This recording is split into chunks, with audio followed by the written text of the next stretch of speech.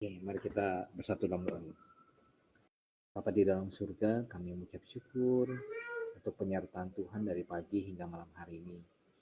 Dan pada malam hari ini kami akan melangsungkan pasangan kami tentang sejarah pengantaran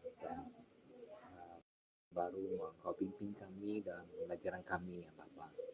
Supaya kami dapat mengerti latar belakang dan juga penulisan, dan kami juga dapat memperlengkapi diri kami lupa sehingga kami dapat memberi jawab pada orang-orang yang meminta pertanggungjawaban pada kami. Bimbing kami ya Tuhan, kami berdoa di dalam nama Tuhan kami Yesus Kristus. Amin. Oke, baik, ini adalah pertemuan kita yang ke-10 ya. Jadi di pertemuan kita yang 10, saya ingatkan akan silabus kita. Saat malam Pak Purba.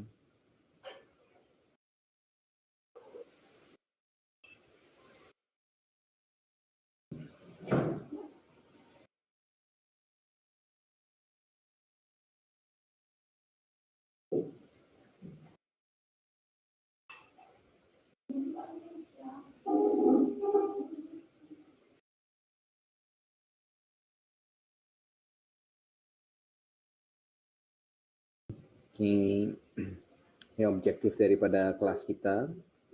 Tidak yang kuat adalah pemahaman tentang latar belakang perjanjian baru.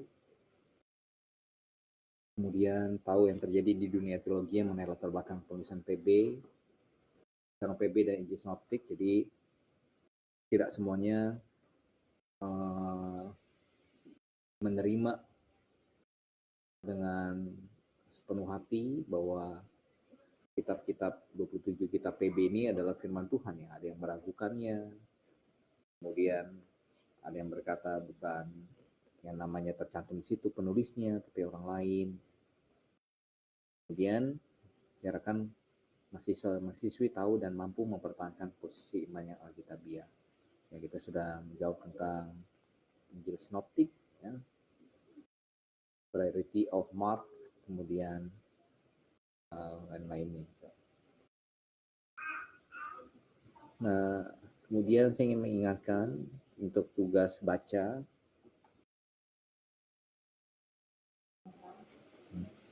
Satu minggu sebelum final test, yakni pada tanggal 15 Mei 2025.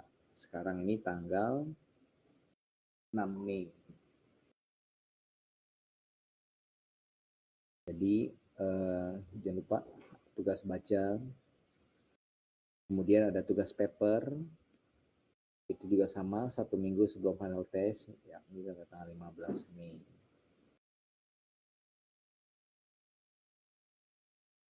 Jadi final test kita akan jatuh di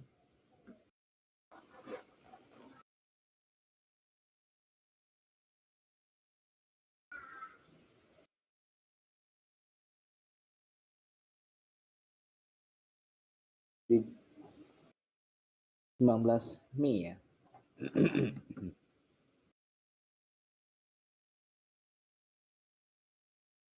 Mei.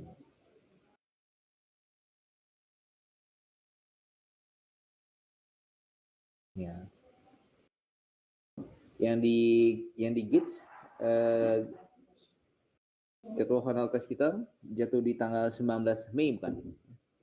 19 sampai ke minggu itu. 19 sampai 23.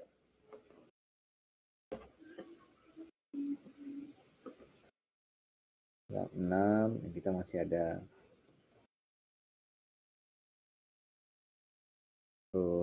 sekali lagi pertemuannya. Oke. Kemudian kita lanjutkan ke materi kita malam hari ini. Jadi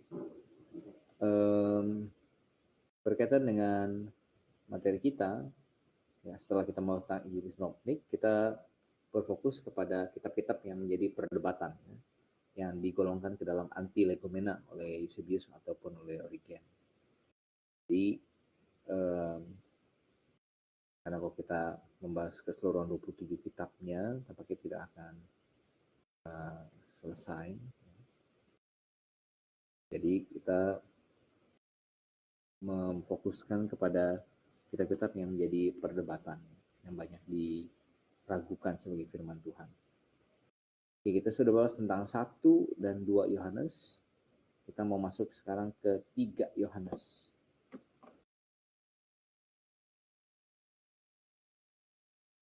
Surat 3 Yohanes ini adalah yang paling pendek dalam PB, ya, dalam bahasa Yunani-nya.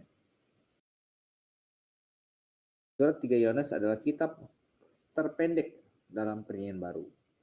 Dalam bahasa Yunani, nama kita bahasa Yunani, satu baris lebih pendek ketimbang 2 Yohanes. Kitab terpendek.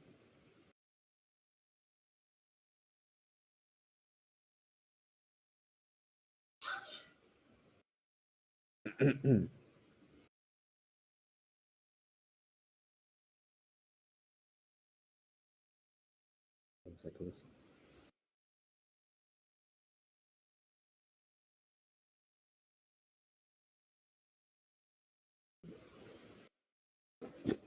Ini terpendek jawabannya.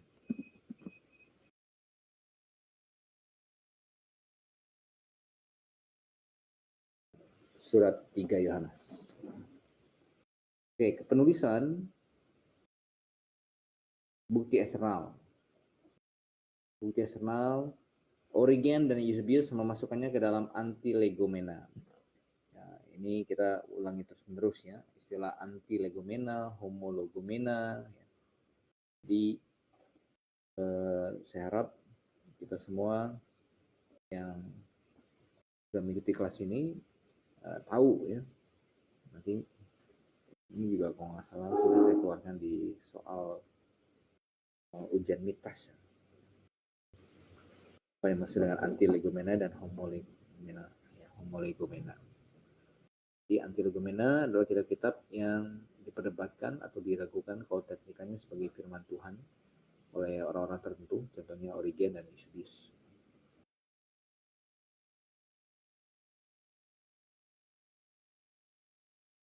Tetapi Clement of Alexandria dan Dionysius of Alexandria menerima surat ini. Kitab ini dan juga 2 Yohanes tidak terdapat di dalam Old Syriac. Ini adalah terjemahan Alkitab kuno dalam bahasa Aram. Cyril of Jerusalem menerima semua surat-surat umum. Yakobus, Yudas, 1, 2, 3 Yohanes, 1, 2 Petrus. Konsili ketiga Kartage menerima surat-surat umum ini yang diadakan tahun 397 Masehi atau AD. Kita sendiri ya juga ya, tidak meragukan akan kitab ini sebagai firman Allah ya. Karena kita akan lihat bukti internalnya, baik pemikiran, vocabulary, dan gaya kepenulisannya semuanya menunjuk kepada Rasul Yohanes sebagai penulisnya. Kita lihat di dalam 3 Yohanes.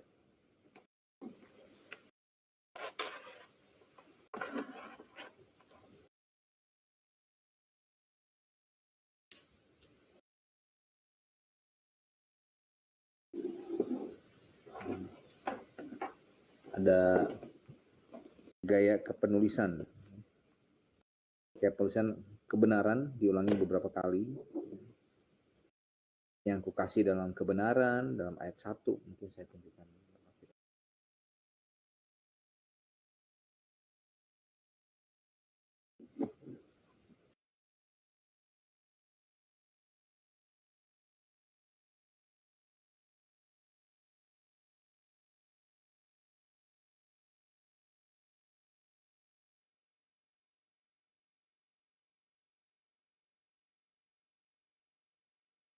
Yang kukasih dalam kebenaran. Hidupmu dalam kebenaran. Anak-anak, tidak ada sukacita yang lebih besar daripada mendengar bahwa anak-anakku hidup dalam kebenaran.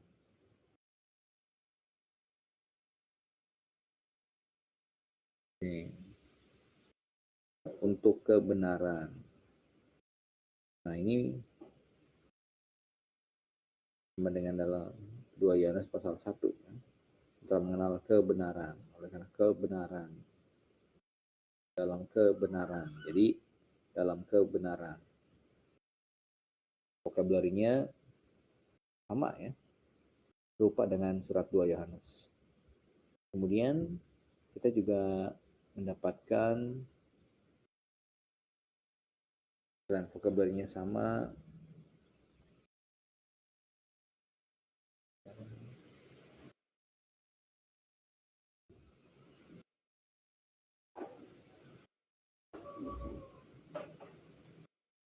Istilah penatua ayat 1 berkaitan erat dengan surat 2 Yohanes. Jadi sama ini penulisnya memakai istilah penatua.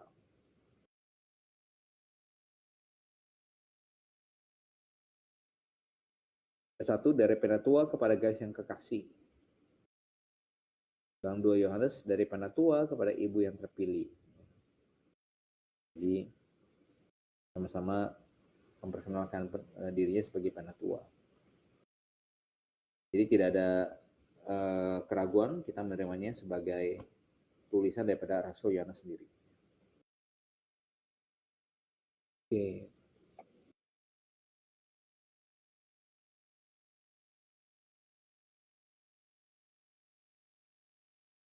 Penerima, surat ini ditujukan kepada Gaius yang terkasih dalam ayat 1. Nah, PB ada mencatat beberapa nama Gaius. Berapa nama Gaius? Oke, kita lihat.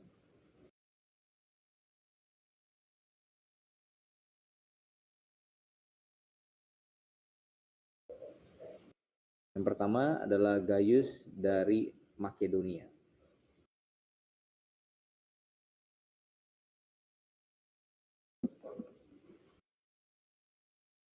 Makedonia. Ini teman seperjalanan Paulus.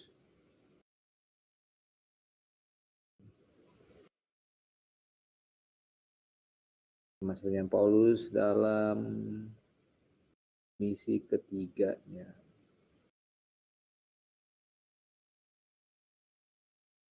Coba kita lihat Kisah Rasul 19 ayat 29.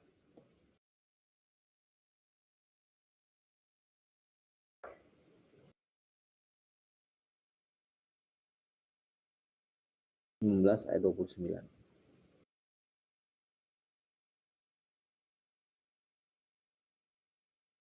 Seluruh kota menjadi kacau dan mereka ramai-ramai membanjiri gedung kesenian serta menyeret Gaius dan Aristarkus, keduanya orang Makedonia dan teman seperjalanan Paulus.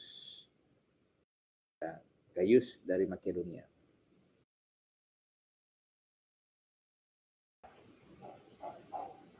Kemudian yang kedua, kita lihat lagi.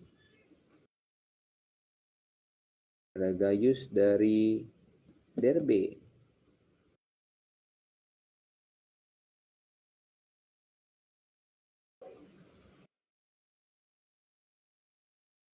Kisah Rasul 24.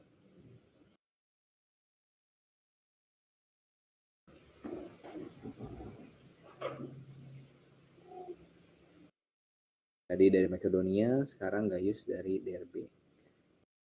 Ia disertai oleh Sopater anak Pirus dari Berea dan Aristarkus dan Sekundus kedua dari Tesalonika dan Gaius dari Derbe. Ini namanya sama tapi asalnya beda.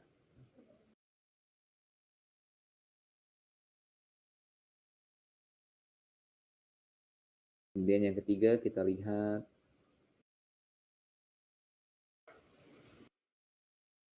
ini Gaius dari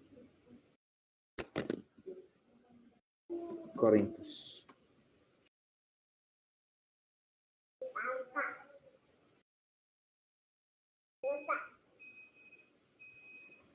Gaius dari Korintus. Ini adalah tuan rumah yang menyambut Paulus ketika Paulus di Korintus. Oke, coba kita lihat.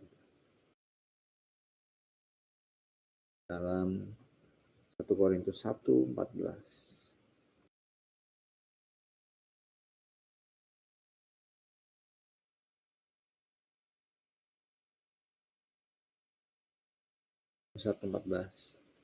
Aku mengucap syukur bahwa tidak ada seorang pun juga di antara kamu yang aku baptis selain Krispus dan Gaius. Gaius dari Korintus. Atau ya bisa jadi 3 kemungkinan itu, atau Gaius lainnya yang tidak dijabarkan lebih lanjut di dalam Alkitabnya.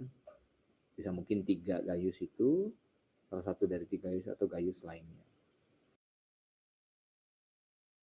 Yang kita lihat,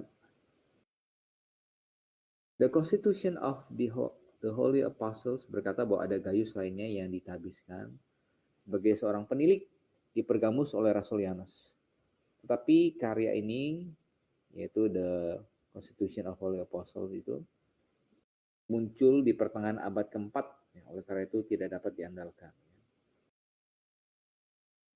Apakah benar atau tidak, atau hanya karang-karang saja. Siapapun dia, tampaknya ia adalah anggota jemaat di Asia Kecil di bawah pengawasan Rasul Yohanes, atau bisa juga dia adalah seorang gembala, ya, atau seorang penilik yang kukasih di dalam kebenaran.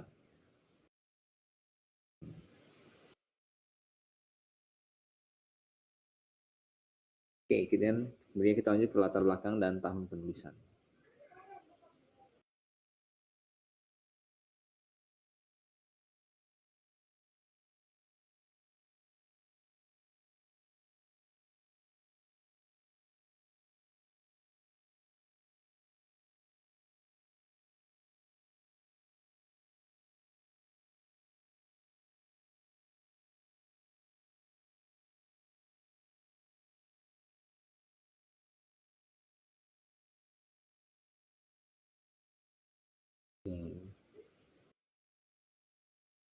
Baru tanya kelas sudah dimulai belum? Nah, sudah. Latar belakang dan tahun penulisan, masalah muncul dalam gereja tempat Gaius melayani atau menjadi anggota.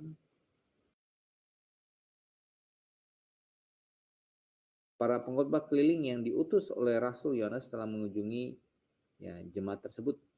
Tetapi Diotrephes, seorang jemaat awam yang berpengaruh, berbicara menjelek-jelekan Rasul Yohanes dan menolak mengakui utusan-utusan yang dikirim oleh Rasul Yohanes. Dan ia bahkan mengucilkan orang-orang yang mau menerima utusan-utusan Rasul Yohanes itu. Kita tidak diberitahu alasan akan sikap atau tingkah lakunya itu, ya, kenapa dia berbuat begitu. Hanya dikatakan bahwa ia ingin menjadi terkemuka. Nah, mungkin masalahnya bukanlah masalah doktrinal. Situasi dalam jemaat itu memimpin Rasul Yohanes untuk menuliskan surat ini. Ya. Jadi Diotrephes, ya, kita tidak dapatkan keterangan lebih lanjut. Kalau kita baca dalam 3 Yohanes 9-nya,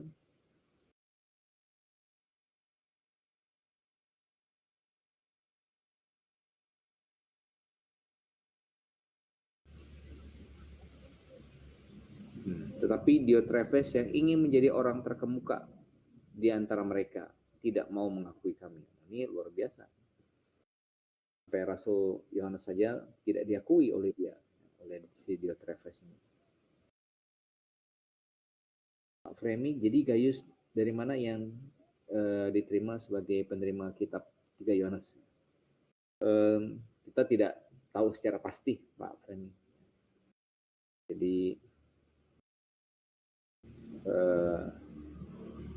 kemungkinan ini terbuka, ya, salah satu dari 3 Gaius itu atau Gaius lainnya.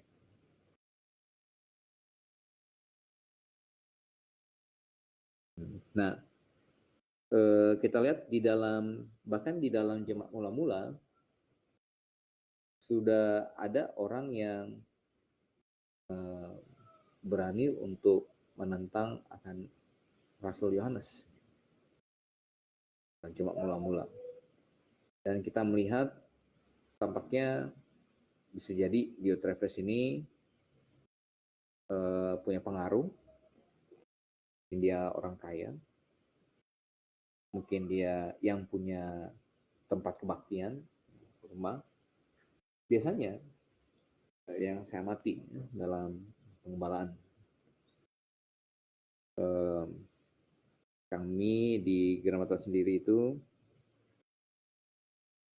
dulu pernah sewa salon, ya, lantai atas salon. Kemudian pernah sewa ruko sendiri. Tetapi ada banyak tahun eh, kami dipinjamkan ruko ya oleh jemaat. Jemaat ini almarhum wanita.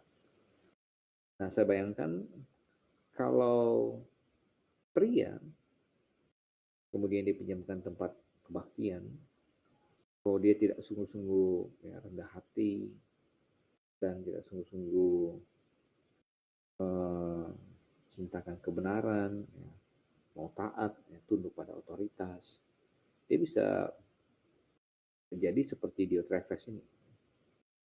Jadi gembalanya atau penanggung jawabnya yang melayani di tempat dia mungkin tidur di situ, tinggal di situ. Dia juga mungkin kasih memberikan persetujuan yang besar, gitu, rukonya dipakai atau rumahnya dipakai. Jadi hati-hati, ya. Iblis bisa menggocohnya. Akhirnya dia berpikir jadi semacam ya bosnya di situ. Jadi termasuk bos dari gembalanya. Jadi dia yang atur-atur. Nah itu ya mirip-mirip seperti Diotrephes di sini. Diotrephes yang ingin menjadi orang terkemuka di antara mereka, tidak mau mengakui kami.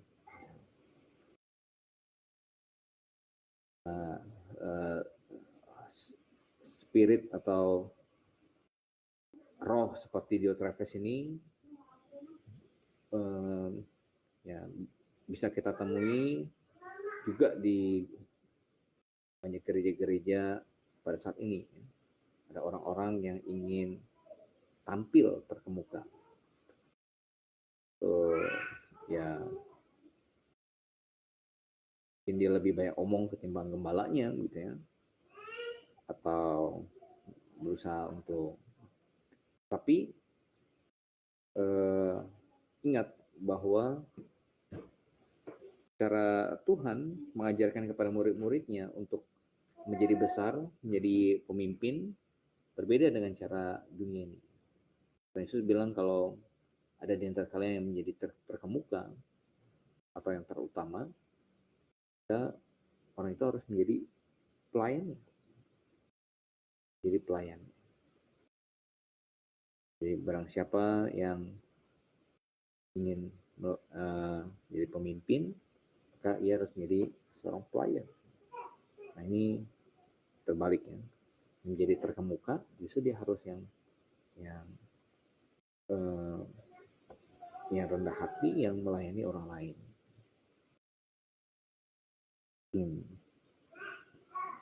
Kita lanjutkan ya. Surat ini ditulis kurang lebih tahun 90 sampai 95 AD. Tidak berapa lama setelah surat 2 Yohanes ditulis.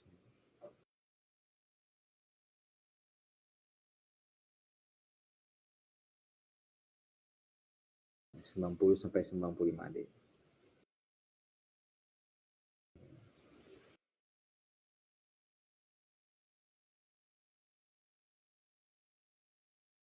Oke, kemudian kita lihat tujuan. Apa tujuan surat ini ditulis? Pertama, untuk menunjukkan kasihnya kepada Gaius. Kedua, untuk memberitahu dia bahwa Rasul Yohanes berdoa untuk kesejahteraan dan kesehatannya dalam ayat 2. Tiga, untuk memberitahu dia bahwa Rasul Yohanes bersukacita karena ia berdiri dalam kebenaran. Tidak ada sukacita yang lebih besar daripadaku. Saya mendengar anak-anakku hidup ya dalam kebenaran. Ini juga kayaknya juga bisa diaplikasikan ya. Harapan orang tua terhadap anak-anaknya adalah agar anak-anaknya diselamatkan dan hidup dalam kebenaran.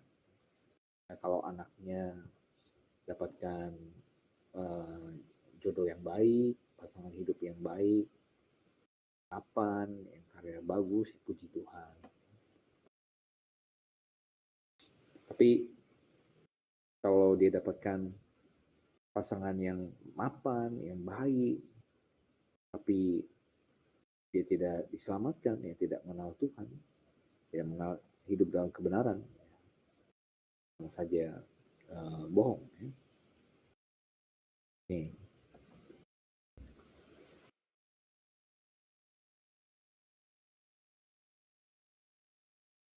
Lanjut lagi, tujuan surat 3 Yohanes untuk memuji dia karena menerima para pengkhotbah tamu itu, utusan Rasul Yohanes, untuk mendorong dia melakukannya lagi ketika para pengkhotbah itu kembali, untuk menginformasikan kepada dia bahwa ia akan datang dan berurusan dengan Diotrephes,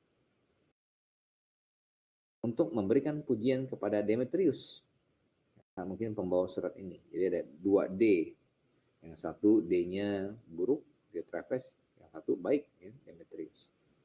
Untuk menginformasikan dia bahwa dia berharap dapat mengunjungi Gaius dalam waktu singkat dan berbicara muka dengan muka. Ayat 13. Oke, ini tujuan daripada surat 3 Yohanes. Oke, baik, sampai sini ada pertanyaan untuk 3 Yohanes.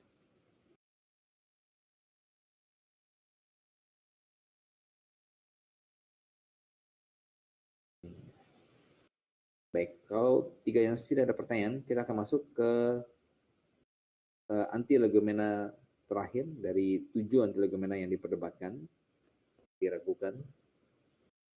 Jadi ada 7, dan kita masuk ke yang ketujuh, yaitu Wahyu. Kitab Wahyu.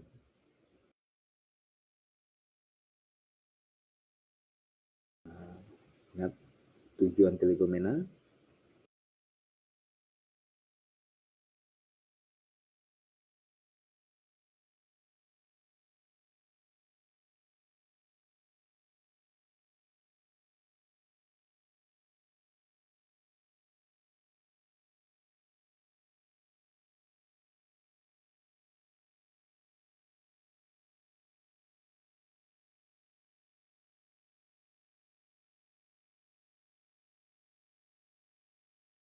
Ada surat apa kemarin, Yakobus,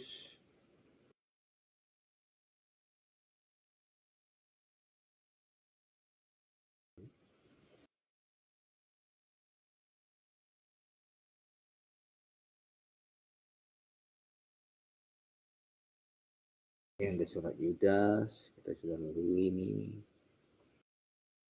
Ibrani,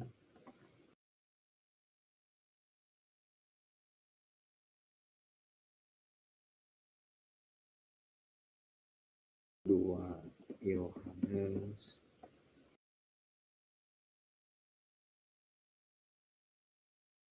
tiga Yohanes,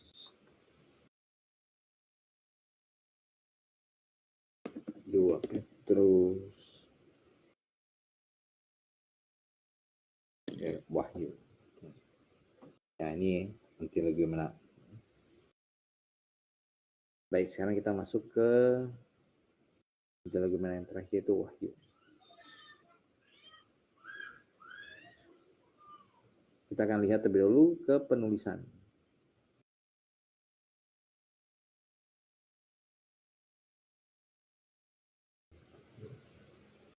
Wahyu, kalau di dalam Alkitab kita, ini judulnya adalah ya,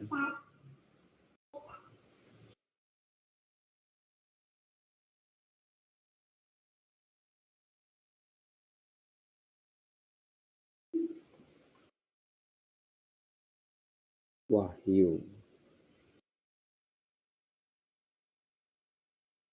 Inilah wahyu Yesus Kristus. Wahyu Yesus Kristus.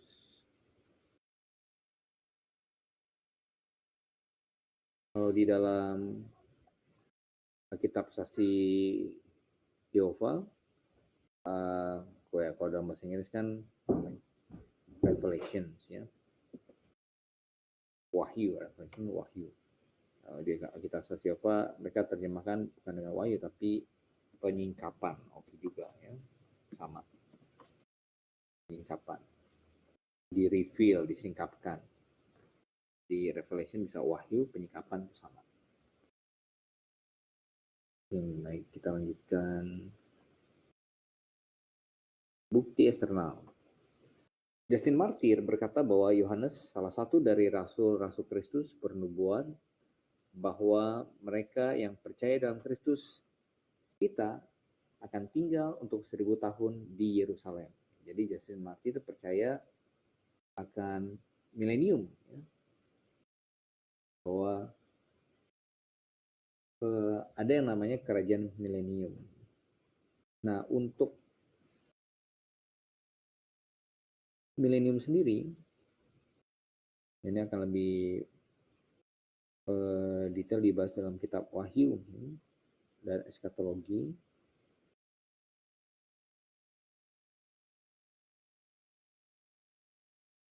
Ya, 1000 tahun Yerusalem, tentang milenium. Nah, untuk milenium sendiri, ya,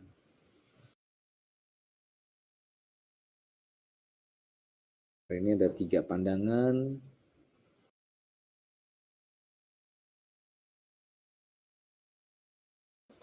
Itu premil, kemudian ada postmil,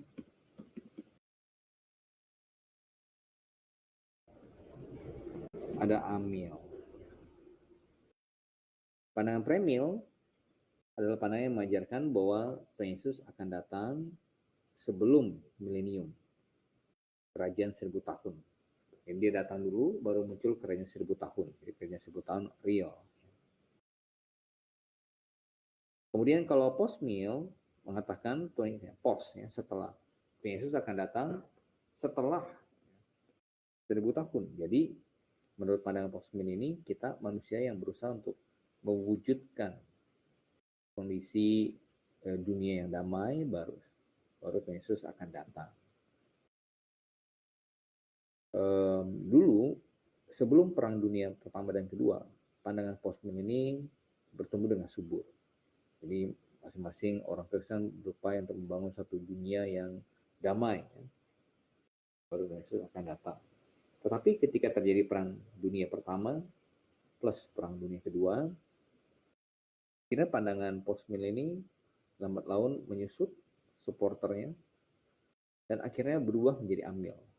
Mereka menjadi pesimis ketika tahu manusia saling membunuh, ya, bangsa berperang melawan bangsa, Perang Dunia Pertama dan Perang Dunia Kedua, tampaknya tidak mungkin kita bisa mewujudkan dunia yang damai sejahtera selama 1000 tahun. Akhirnya pandangan postmil banyak kehilangan supporternya dan mereka beralih menjadi amil. Tidak ada yang namanya kerajaan 1000 tahun. Jadi itu hanya sebuah kiasan. Ya, namun kita menolak itu. Karena Tuhan Yesus mengajarkan ya, berulang kali bahwa kerajaan itu adalah kerajaan yang real.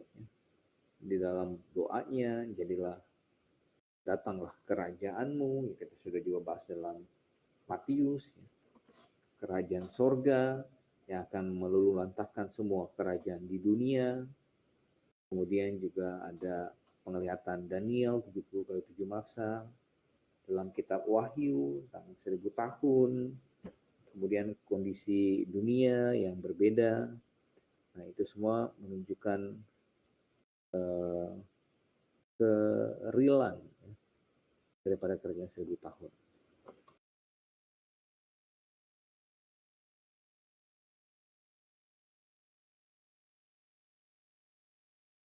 Irenaeus berkata, Yohanes juga murid Tuhan berkata di dalam Wahyu, dan kemudian mengutip pasal 1 ayat 12 sampai 16, pasal 5 ayat 6, pasal 19 ayat 11 sampai 17 dalam Against Heresies. Ya, ini karya tulis Irenaeus. Dalam karya yang sama, dalam bab 5, kemudian apa itu, subchapter mungkin 26, ia juga mengutip Wahyu 17 ayat 12 sampai 14. Bahkan ia mengutip hampir setiap pasal dalam kitab Wahyu. Tertulisan berkata, Rasul Yohanes melihat kota tersebut turun dari surga. mengacu pada pasal 21 ayat 10 sampai 23 dalam Against Marcion. Jadi baik Irenaeus, Justin Martyr, Tertullian semua berkata bahwa kitab ini ditulis oleh Rasul Yohanes. Ya. Ia mengacu pada yang ini, 1:16 dalam karya yang sama dan kepada pasal 2 ayat 14 dalam Prescription Against Heresies. Dalam Skor Piace, ia mengutip Wahyu pasal 2 dan 3 dan merangkumkan berkat yang dijanjikan kepada mereka yang menang. Hippolytus, murid dari Irenaeus, yang Irenaeus ini. Dalam Treatise on Christ and Antichrist, mengutip pasal 17 dan 18 hampir kata per kata mengacu tulisan itu kepada Yohanes, Rasul dan murid Tuhan. Jadi semua tokoh-tokoh awal kekristenan ini berkata Yohanes yang menulis kitab Wahyunya. Clement of Alexandria menceritakan kembalinya Rasul Yohanes dari Pulau Patmos ke Efesus dalam Who is the rich man that shall be saved? Dia berbicara tentang siapa yang layak duduk dalam 24 takhta dalam Wahyu pasal 44 dan 11-16 dalam permata. Dan mengutip pasal Wahyu pasal 6 ayat 9-11 dengan sedikit perubahan dalam instruktur. Eusebius berkata bahwa ia Rasul Yohanes kembali setelah kematian Domitian, Kaisar Romawi. Irenaeus berkata bahwa ia tetap tinggal di Efesus setelah kembali dari Patmos hingga masa kerajaan. Origen berkata dalam The Principes, dengarlah cara Yohanes berbicara dalam kitab Wahyu. Kemudian mengutip pasal 1 ayat 8. Dalam karya yang sama, ia mengacu pada pernyataan dalam 14 ayat 6 Injil kekal. Dan berkata bahwa kata itu dipakai oleh Yohanes dalam kitab Wahyu dalam karya Against Heresies. Ia mengacu pada 7 guru dalam pasal 10 ayat 4 dan memakan kitab itu dalam pasal 10 ayat 9. Dan kepada doa-doa orang-orang kudus dalam pasal 8 ayat 3 sampai 4. Dalam komentari on Matthew, ia menyatakan bahwa tradisi mengidentifikasi Yohanes yang dibuang ke Pulau Patmos dengan Yohanes anak Zebedius, yang sama. Ini Rasul Yohanes, bukti-bukti eksternal menunjukkan kitab Wahyu ditulis oleh Rasul Yohanes. Oke, baik, sampai sini ada pertanyaan.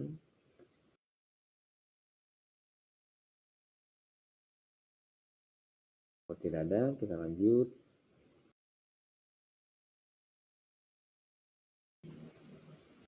Internal.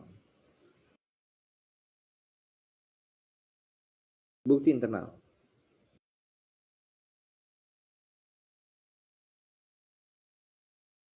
Empat kali penulis menyebut dirinya Yohanes. 1 ayat 1, 4, 9, 22 ayat 8. Oke, kita lihat.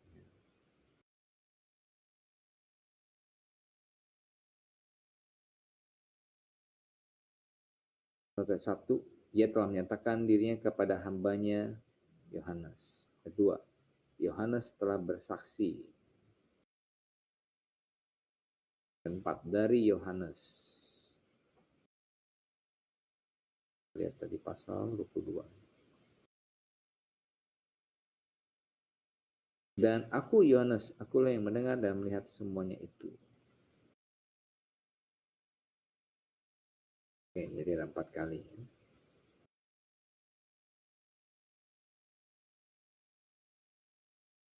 Ia tidak menyebut dirinya seorang rasul, melainkan hamba Kristus dan saudara dan sekutumu dalam kesusahan, dalam kerajaan, dan dalam ketekunan menantikan Yesus. Pernyataan-pernyataan ini dipakai melawan penulisan Rasul Yohanes terhadap kitab ini. Salah satu argumen mereka adalah karena penulis surat Wahyu berbicara tentang 12 rasul yang menjadi dasar tembok di Yerusalem baru. Ia membedakan dirinya dari rasul-rasul. Jadi, kenapa nggak pakai kata kami? Nah, itu maksud mereka ya. Tetapi bagi yang percaya bahwa Rasul Yohanes menulis Injil keempat, kerendahan hati penulis kitab Wahyu cocok dengan penulis Injil keempat itu. Paulus menyebut dirinya seorang rasul dan juga mengacu kepada para rasul dalam bentuk orang ketiga dalam surat yang sama. 2 ayat 20 pasal 3 ayat 2 ayat 20 ini tentang fondasi. Ya. para rasul dan para nabi. Jadi ingat ketika Rasul Yohanes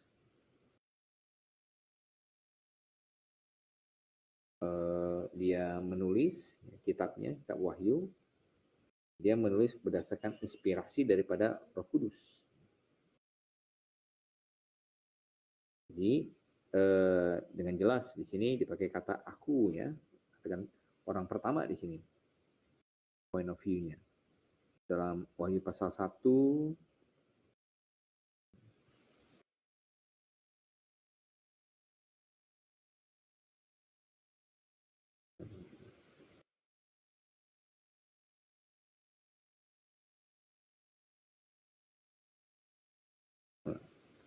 ayat yang 9, aku Yohanes, saudara dan sekutumu dalam kesusahan. Dan Tuhan aku dikuasai oleh roh. Jadi Yohanes mengklaim. Argumen keberatan lainnya adalah yang mengatakan bahwa ya, bukan hawa. Ini bahwa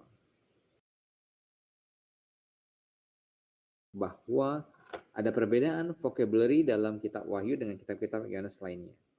Namun kita menjawab bahwa perbedaan subjek atau masalah yang dibahas akan menghasilkan perbedaan vocabulary yang dipakai juga. Jadi bukan berarti beda vocabulary berarti beda orang.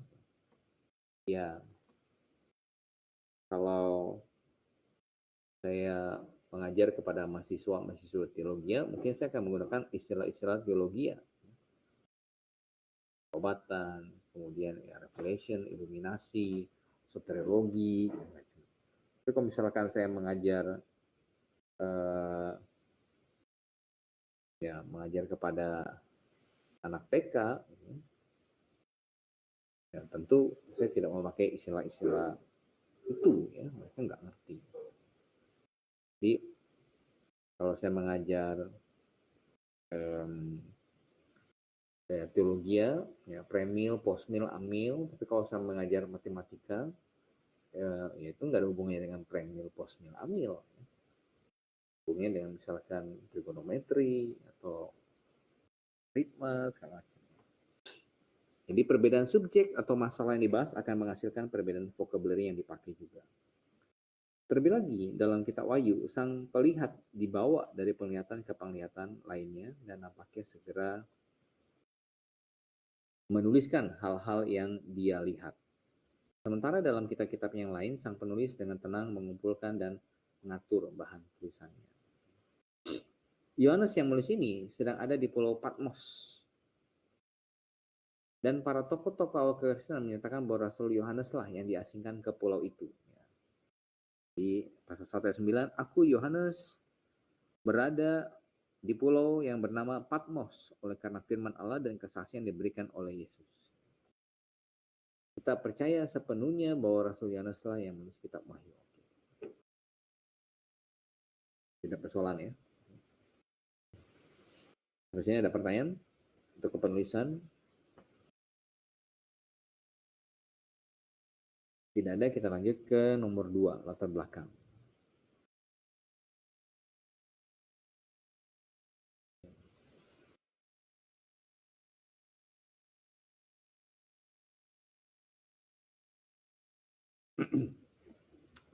Latar belakang. Menurut Eusebius, ia ditahan di Pulau Patmos pada tahun ke-15 masa pemerintahan Domitian dan kembali pada permulaan masa pemerintahan Nerva.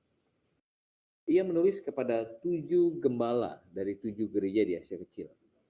Nah, memang tidak disebutkan gembala ya. Disebutkan malaikat jemaat.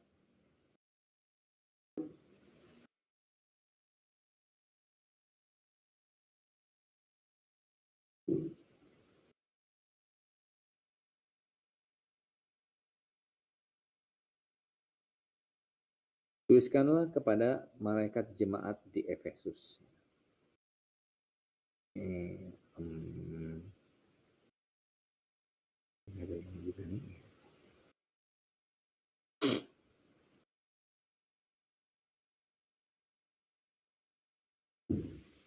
Saya sebutkan Dari Bible Hub sih.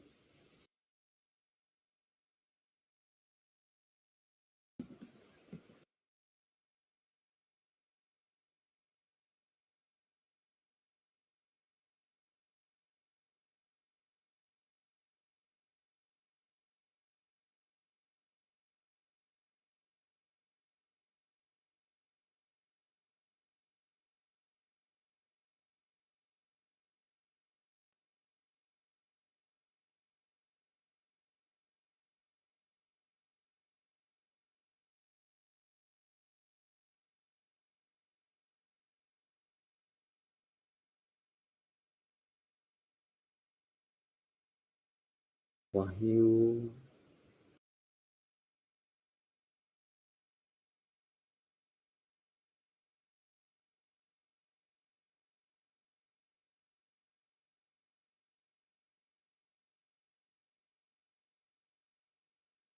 21, kita lihat Greek-nya. Tuliskanlah Angelo ya, atau Angelo. Ya, angel di sini ya. Bisa mengacu kepada makhluk roh, malaikat. Tapi angel sendiri artinya ya, from angelo, a messenger, utusan, especially an angel. By implication, a pastor, penyampai berita, angelo, utusan yang menyampaikan berita. Jadi ya malaikat yang menyampaikan berita, ya. Berita Maria lahir, Gabriel. Tetapi siapa yang menyampaikan berita di dalam gereja itu adalah gembala-nya. Jadi sampaikan kepada malaikat jemaat di Efesus, maksudnya kepada penyampai berita di Efesus. Siapa penyampai berita di Efesus? Itu gembalanya. Jadi bukan tiap-tiap gereja ada malaikat penunggunya, tetapi di sini malaikat jemaat di Efesus maju pada gembalanya, penyampai berita di Efesus.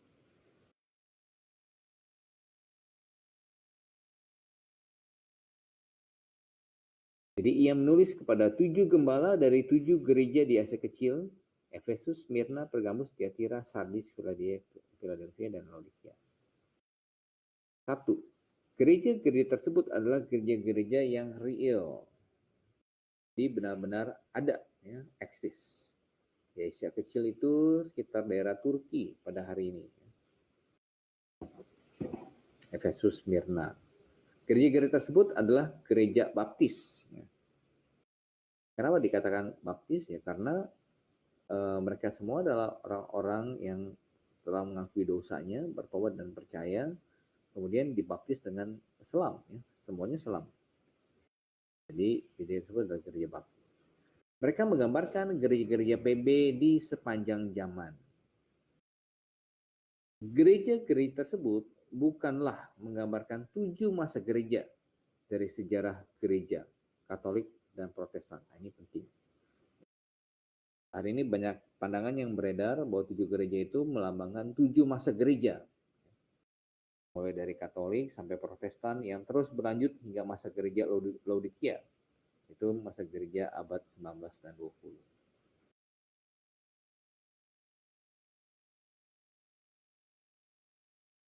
Pengajaran 7 masa gereja melemahkan doktrin kedatangan Tuhan yang iminen.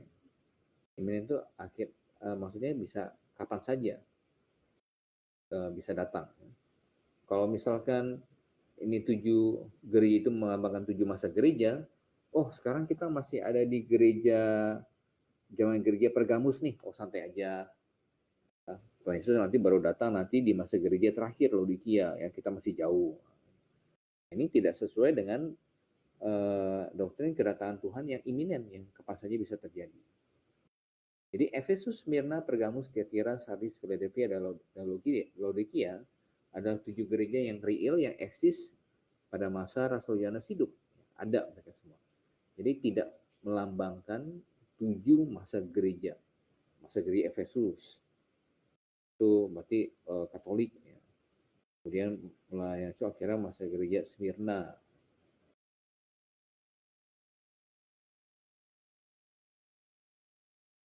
Karena memposisikan bahwa pengajaran salah satu dari ketujuh zaman tersebut harus terjadi dulu sebelum rapture. Okay.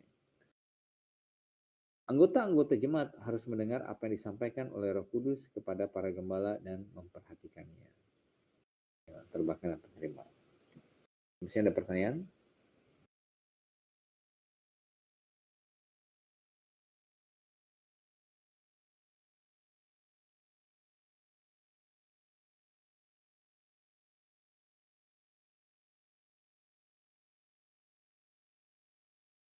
Baik, kalau tidak pernah kita lanjutkan.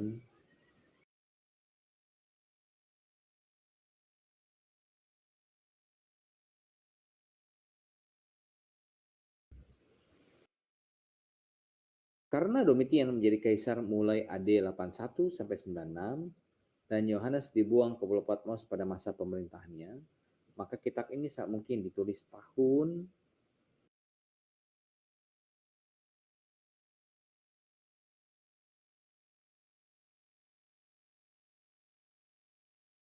sembilan lima 96 AD.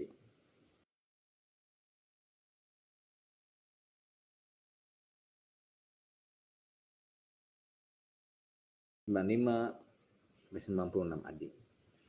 Dan sangat mungkin beberapa waktu diperlukan bagi jemaat Efesus untuk kehilangan kasih mula-mulanya. Dan secara historis gempa bumi yang menghancurkan Laodikia memerlukan cukup waktu bagi kota tersebut untuk pulih kembali. 60-61 Laodikia kena gempa bumi.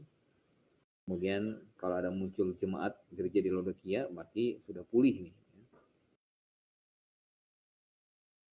Oke, jadi tahun penulisan kitab Wahyu sekitar tahun 95 sampai 96. Ini udah di abad penghujung abad pertama.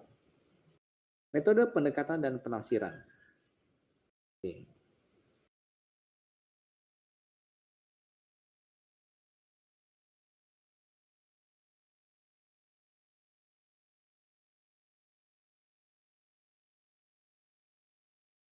Pertama, kita lihat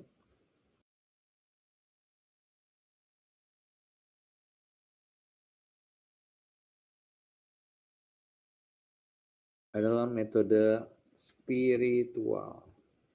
Jadi, ada yang melakukan pendekatan terhadap kitab Wahyu dengan memakai metode spiritual. Metode ini berasal dari pengajaran alegorikal dari tokoh-tokoh awal, versi awal di Alexandria. Origen, ya, Clement dan Origen. Mereka mengalegoriskan semua yang tidak mereka mengerti. Pada zaman mereka, kepercayaan akan kerajaan 1000 tahun di bumi dan kedatangan Yesus Kristus yang kedua sangat tersebar. Namun mereka menolak kepercayaan itu dan berpegang bahwa untuk beralih dari penafsiran literal ke penafsiran spiritual atau alegorikal adalah tanda kedewasaan. Jadi kita harus cari makna di balik kata-kata itunya. Ya. Kata itunya tidak sungguh-sungguh literal, kita cari makna di baliknya. Itu baru orang yang dewasa. Namun hasil metode ini sangat tidak memuaskan. Karena setiap orang menafsirkan simbol-simbol dengan caranya sendiri. Hingga kitab ini tidak memiliki pesan yang pasti bagi orang percaya. Ya. Misalkan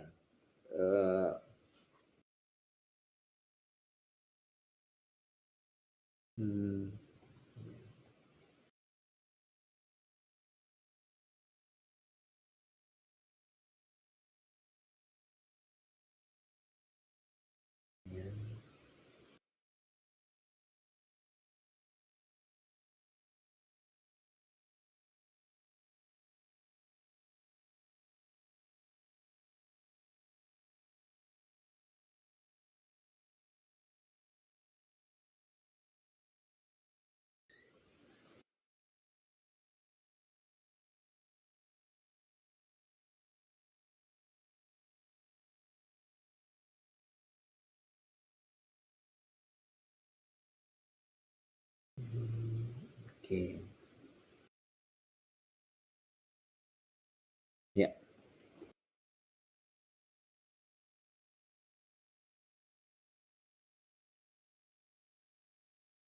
Mengapa kita menafsirkan kitab Wahyu secara literal?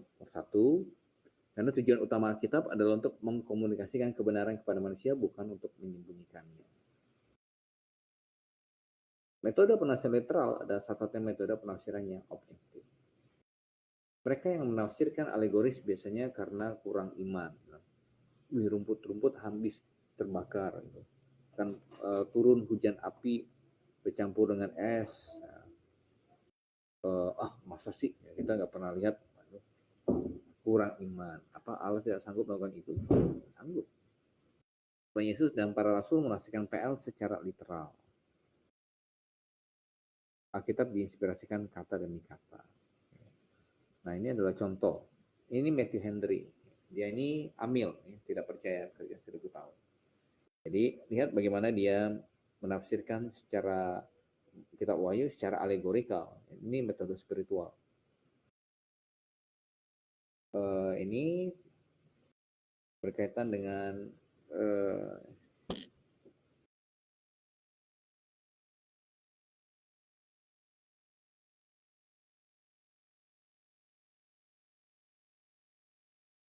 sangkakala yang pertama, ya, Wahyu pasal 8 ayat yang ke-7. Lalu malaikat yang pertama meniup sangkakalanya dan terjadilah hujan es dan api dan bercampur darah, dan semuanya itu dilemparkan ke bumi, maka terbakarlah sepertiga dari bumi dan sepertiga dari pohon-pohon dan hanguslah seluruh rumput-rumputan hijau. Nah, mereka sukar untuk menerima ini dengan logika mereka, kan kurang iman. Nah, dia bilang there was a terrible storm, ya, kata Matthew Henry. Tetapi itu harus dimengerti, itu adalah badai, bukan badai api, hujan es dan api, tapi badai penyesatan yang campuran pengajaran salah yang mengerikan, yang menimpa gereja Arianisme ini saksi Yehova, atau badai atau dan perang yang menimpa negara, ya. Jadi bukan benar-benar hujan es dan api, ya.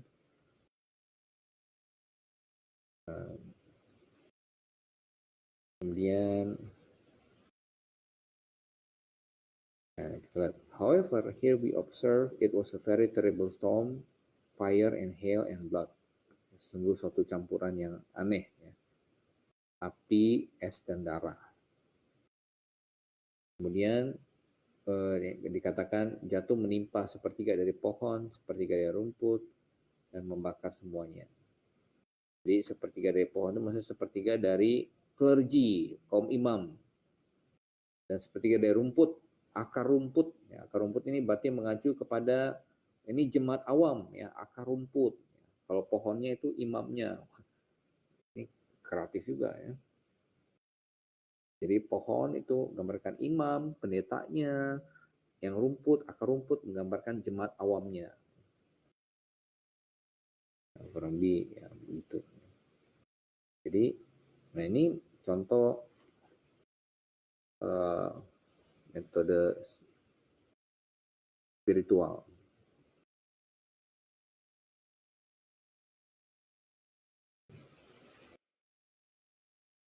Yang baik kita tunjukkan.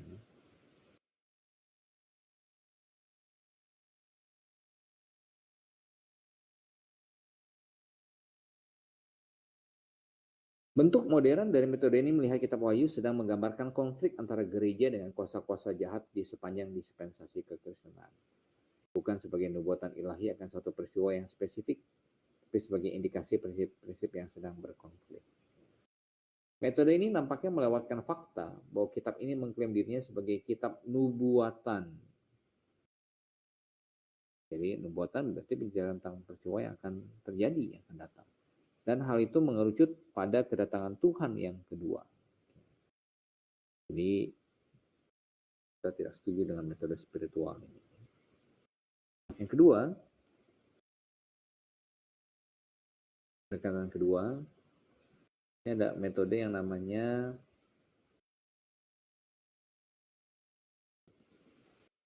preteris. Preteris. Kita pernah debat dengan orang dari kelompok ini. Preteris.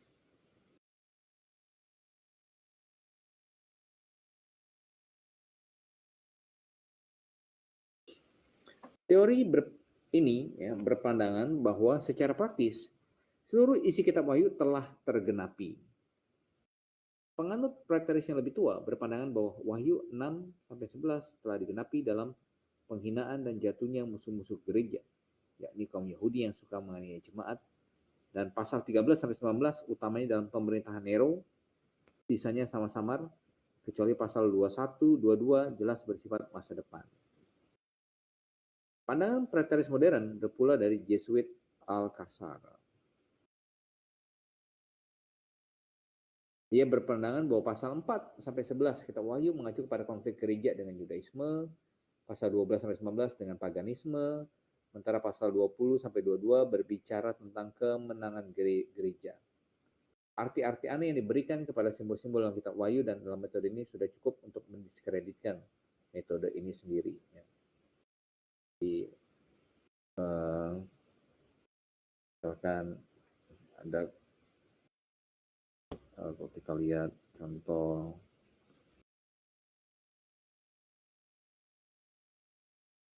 belalang ya, dalam sangkakala kelima, belalang-belalang yang keluar dari lubang jurang maut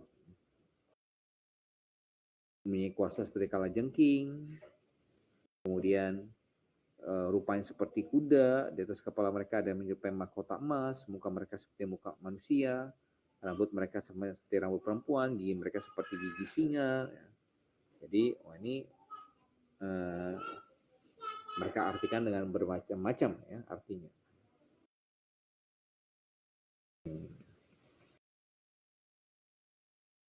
Terus ada pertanyaan?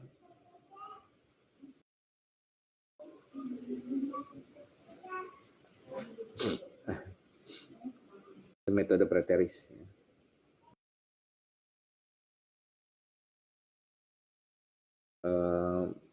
Ada perwakilan dari mereka yang pernah berdebat ya, dengan Gembala Stephen juga. Ya. Siapa itu? Cari.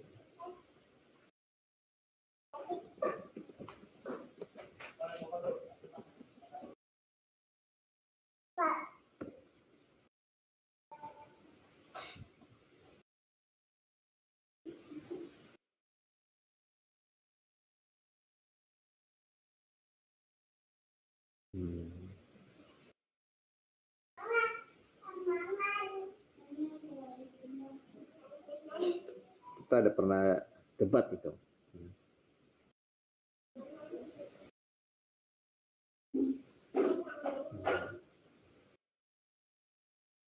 Preteris Indonesia.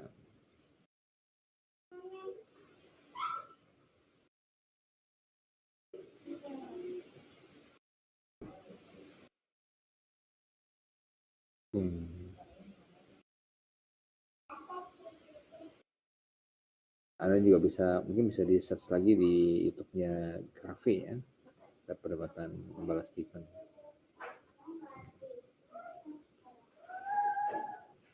Ya, kemudian kita lanjut ke metode yang ketiga.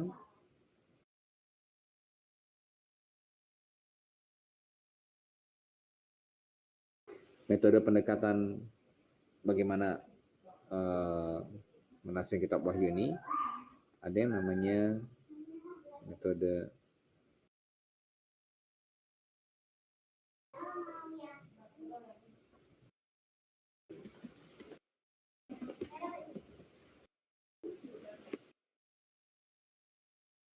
continuous historical.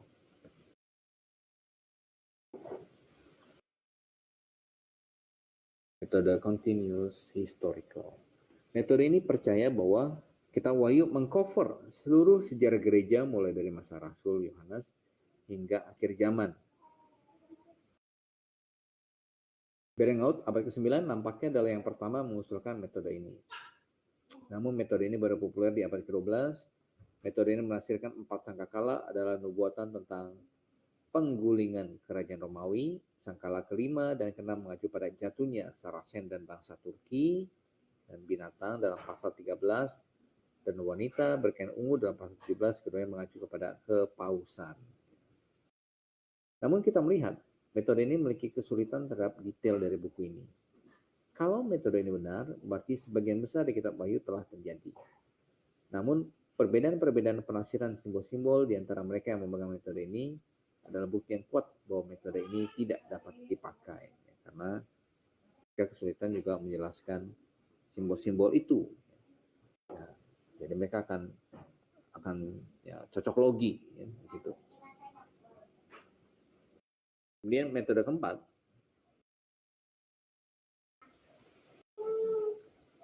namanya adalah futuristik. Ini metode yang kita pegang. Pandangan ini memegang bahwa kitab ini berkaitan dengan hal-hal yang akan terjadi. Secara khusus pasal 4 sampai pasal 22. Ya, pasal 2 sampai 3, 7 gereja di Asia Kecil itu sudah terjadi. Sudah berlalu, ya mereka sudah hancur, sekarang tinggal puing-puing. Sekarang pasal 4 sampai 22 yang masih belum terjadi. Metode ini menghubungkan pasal-pasal tersebut dengan kedatangan Kristus yang kedua dan milenium. Binatang adalah kerajaan yang akan muncul yang akan dipimpin oleh seorang yang jahat. Wanita berkain ungu adalah gereja salah di akhir zaman. Gereja mula-mula percaya pada kedatangan Tuhan yang iminen. Mereka percaya bahwa kerajaan milenium segera akan terjadi. Dan mereka percaya bahwa akan ada periode tribulasi sebelum kerajaan itu muncul. Justin Martyr, Irenaeus, Hippolytus, Tertullian, dan Victorinus memegang pandangan literal akan kerajaan itu. Mereka adalah kaum Chilias. Ya. Dari kata Yunani, Kiliasmos. Dari kata Kilias, dari Kilioi yang berarti 1,000, nomor 1000. Dia orang-orang percaya kerajaan 1000 tahun. Percaya kan kerajaan 1000 tahun. Nah, kita ini ya Chilias, ya. Kita ini termasuk kaum Chilias. Jadi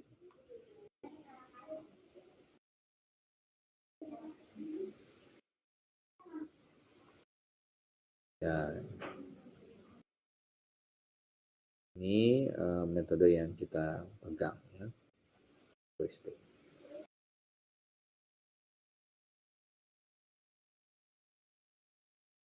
Oke, biasanya ada pertanyaan tentang 4 pendekatan metode itu.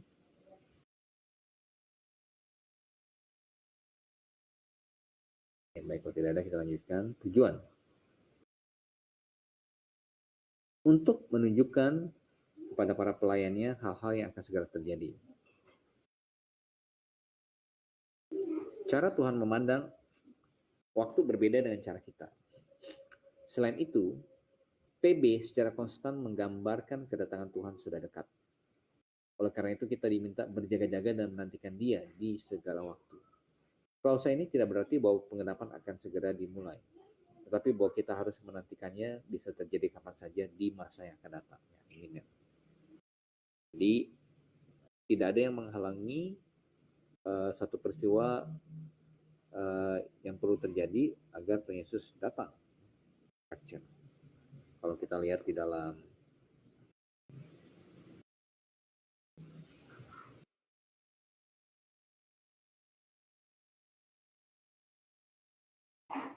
kitab Daniel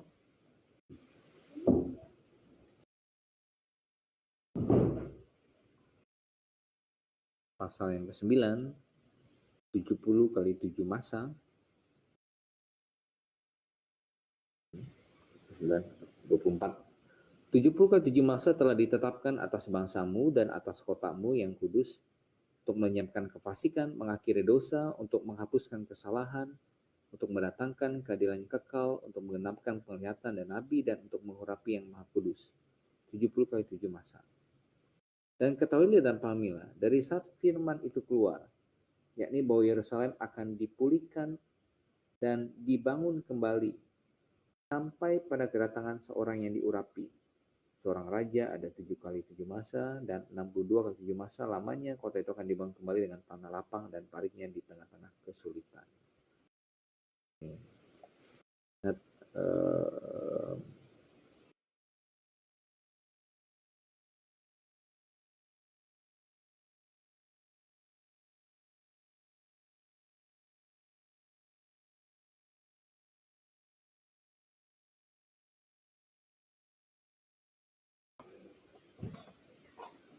Hmm,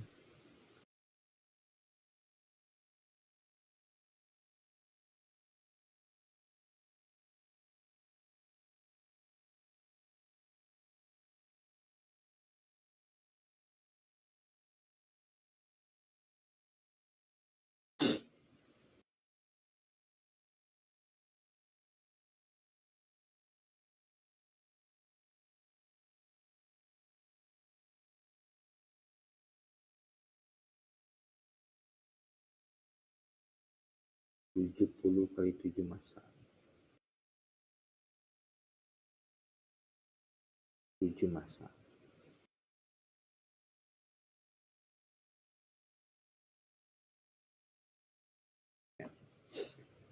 Kemudian setelah 77 masa ini selesai, katakan akan datang tadi mendatangkan keadilan yang kekal, menggenapi penglihatan Nabi, dan mengurapi yang Maha Kudus. Yang Maha Kudus akan diurapi, mengakhiri dosa setelah 77 masa ini. Ya. Tidak akan ada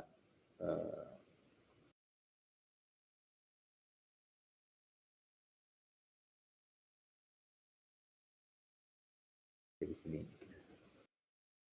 diri dosa,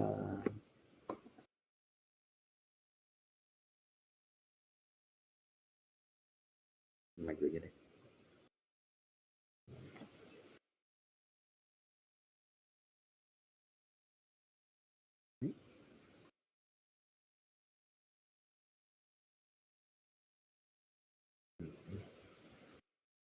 Akhiri dosa, menyampaikan kefasikan, menghapuskan kesalahan,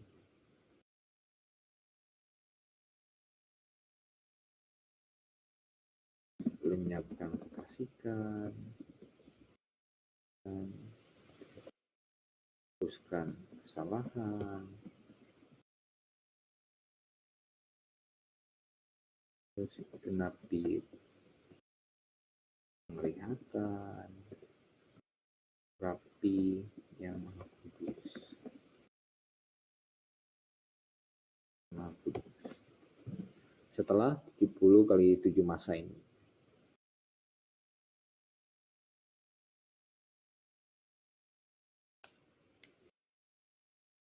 Oke, kemudian kita lihat lagi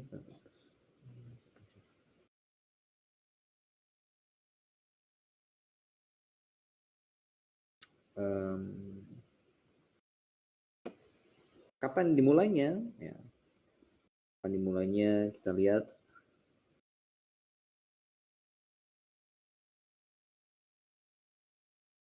tadi dikatakan dari saat firman itu keluar, yakni bahwa Yerusalem akan dipulihkan dan dibangun kembali. Untuk kapan ini?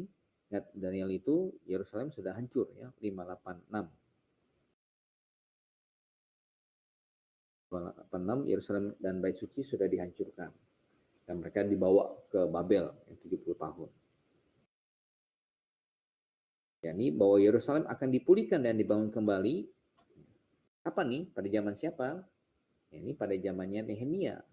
Pada zaman Nehemia. Jadi tembok Yerusalem mulai dibangun kembali. Itu ya, Yerusalem mulai dibangun kembali.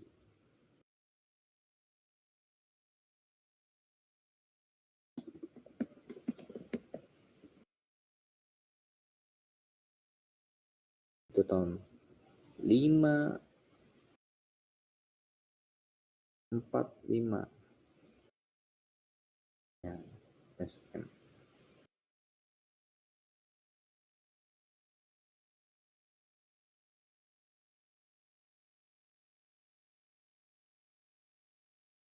sorry, bukan 5. 4.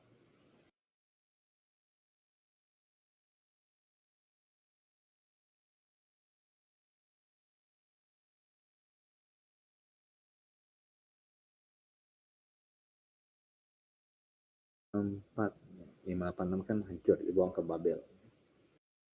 Kemudian 70 tahun di Babel, mereka 586, 516 ya, kembali.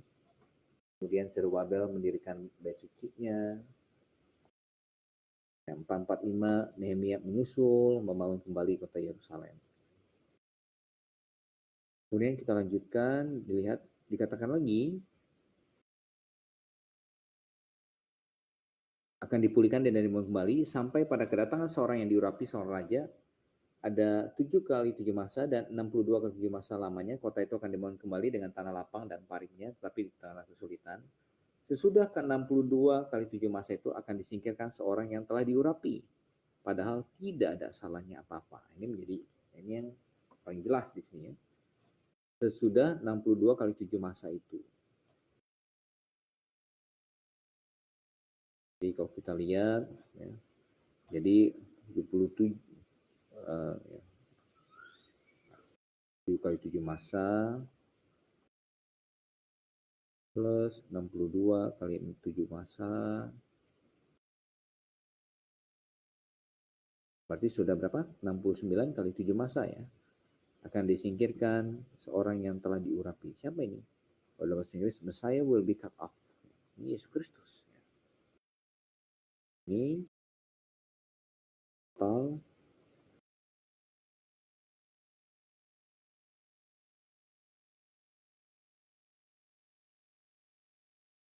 69 kali 7 masa.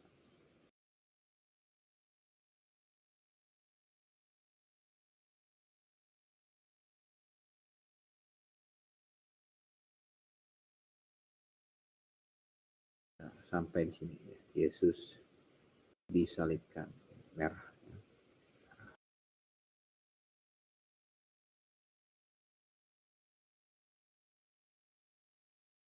Kemudian kita kembali lagi. Nah, kita lihat. Maka datanglah rakyat seorang raja memusnahkan kota dan tempat kudus itu, yang memusnahkan kota Yerusalem dan tempat kudus itu, bait suci, ini pada tahun 70 AD. Tapi raja itu akan menemui ajalnya dalam air bah, sampai pada zaman akhir akan ada peperangan dan pemusnahan seperti yang telah ditetapkan. Raja itu akan membuat perjanjian menjadi berat bagi banyak orang selama 1 kali 7 masa. Jadi kita dapatkan apa yang harus terjadi. Nanti 1 kali 7 masa tinggal di sini ya. Tinggal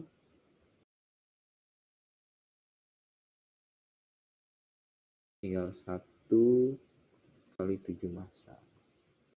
Nah, inilah yang kita sebut dengan masa tribulasi. Ya, dan sebelum masa tribulasi itu dimulai, ya, tribulasi.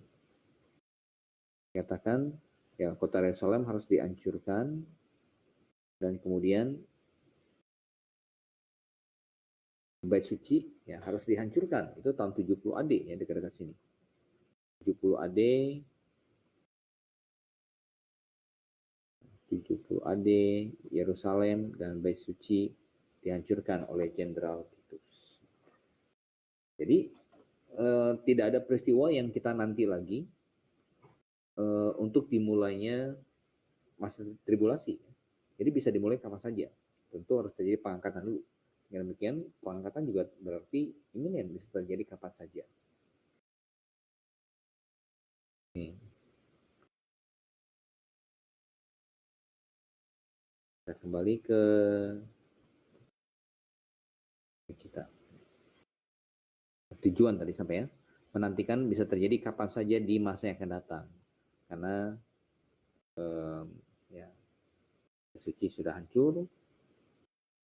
Kemudian Yerusalem juga sudah dihancurkan. Dan ya bisa terjadi kapan saja setelah itu. Jam tribulasi yang dimulai, sebelumnya terjadi dulu pengangkatan. Baik, kita masuk ke karakteristik.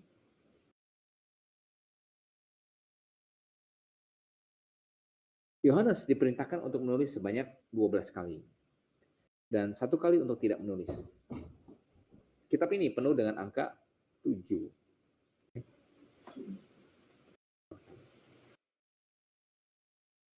Kitab ini penuh dengan angka 7.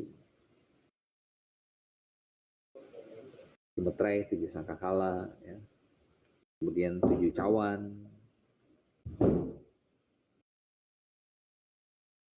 Tuhan Yesus memberitahu bahwa referensi kitab Daniel mengenai pertengahan tribulasi adalah kunci untuk mengetahui waktu. Dalam Matius 24, kita lihat itu adalah pertengahan tribulasi. Matius 24.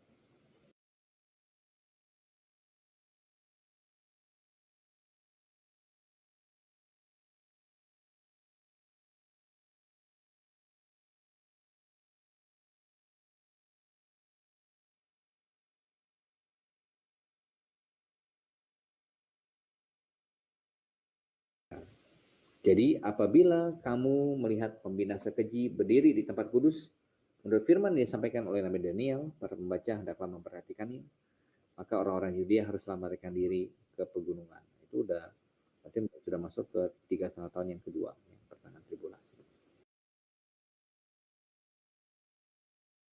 Karena pada waktu itu akan terjadi kekacauan soal waktu. Penghakiman 7 meterai membuka penghakiman 7 sangkakala, yang membuka penghakiman 7 cawan murkala, dan pada akhirnya kedatangan Kristus. Jadi kita tidak setuju dengan penafsiran yang berkata, 7 meterai itu sama dengan 7 sangkakala, sama dengan 7 cawan. Tidak, tapi 7 meterai itu sendiri, meterai ke-7 isinya adalah 7 sangkakala, sangkakala 7 isinya adalah 7 cawan. Antikristus akan membuat perjanjian damai dengan Israel yang membuat mereka bisa membangun bait suci yang ketiga, bait suci tribulasi, yang mana bait itu akan dilindungi oleh 2 saksi Allah hingga mereka dibunuh oleh Antikristus. Mulai dari pertengahan tribulasi, setan akan menganiaya orang-orang Yahudi, dan puncaknya adalah peperangan Harmagedon, di mana Kristus akan menghancurkan pasukan dunia dan melemparkan Antikristus dan nabi palsu ke lautan api. Kristus akan mengurung setan dan tinggal bersama orang-orang percaya dalam kerajaan 1000 tahun dan kekekalan. Oke, selesai. Wahyu. Sampai sini ada pertanyaan.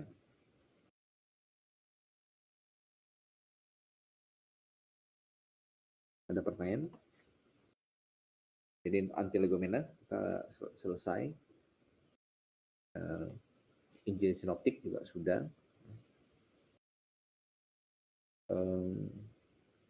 Dari Gits, saya ingin konfirmasinya untuk ujian di sana, minggu ujian mulai tanggal 19 kan, atau mulai tanggal 26?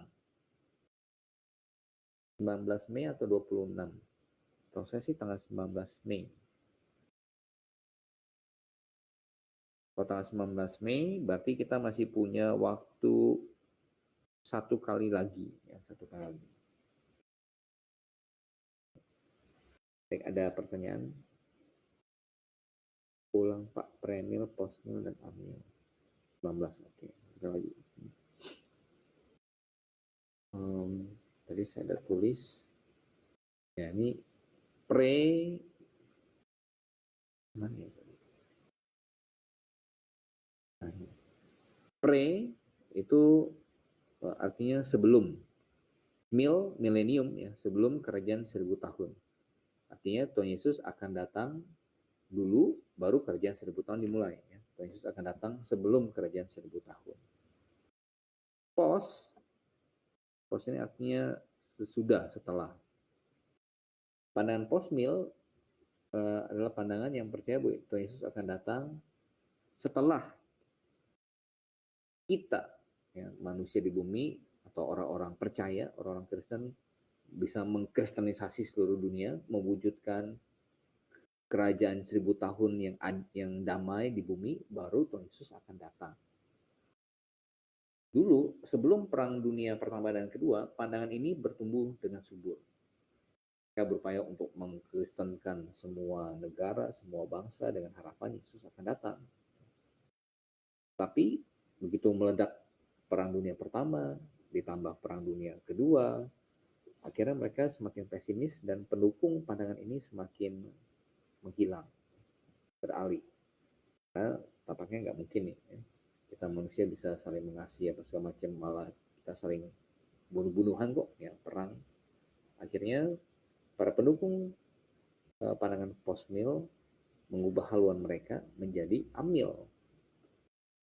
Jadi amil-amil artinya tidak ada milenium. Jadi yang namanya kerajaan 1000 tahun itu hanya kiasan, seperti mereka memakai metode spiritual seperti Origen tadi ya, atau Matthew Henry, hanya kiasan, tidak sungguh terjadi. Itu menggambarkan kebaikan yang akan menang, gitu. Tapi bukan sungguh-sungguh 1000 tahun, tidak sungguh-sungguh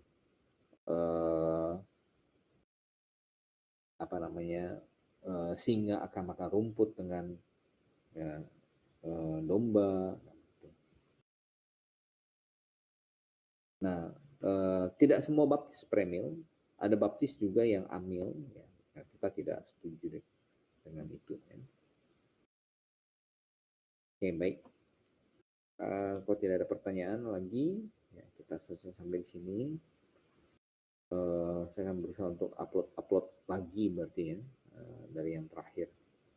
Itu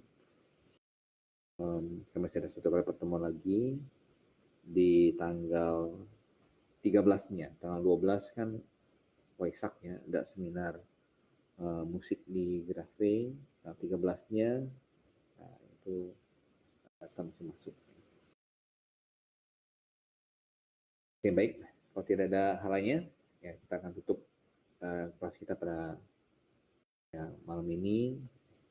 Mari kita berdoa. Bapa di dalam surga, terima kasih Tuhan untuk penyertaan-Mu pada kelas online kami pada malam hari ini.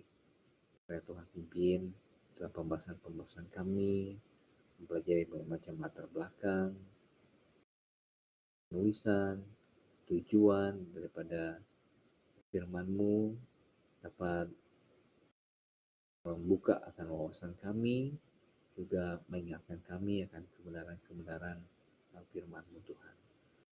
Berdoa agar Tuhan memakai kelas demi kelas yang kami lalui ini dapat menjadi sarana untuk pembangunan baik dalam kami maupun iman kami, dan juga dapat membawa hidup kami juga semakin baik, sehingga kami dapat memberikan pertanggungjawaban dan juga mengajarkannya kepada orang yang mintanya daripada kami, Tuhan.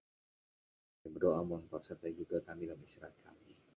Mengucap syukur kami memohon di dalam nama Tuhan kami Yesus Kristus. Amin. Saya ucapkan selamat malam untuk kita semua, Bapak Ibu sekalian, saudara-saudari, selamat beristirahat. Tuhan Yesus menyertai kita semua. Maranatha. Selamat malam Pak Ori.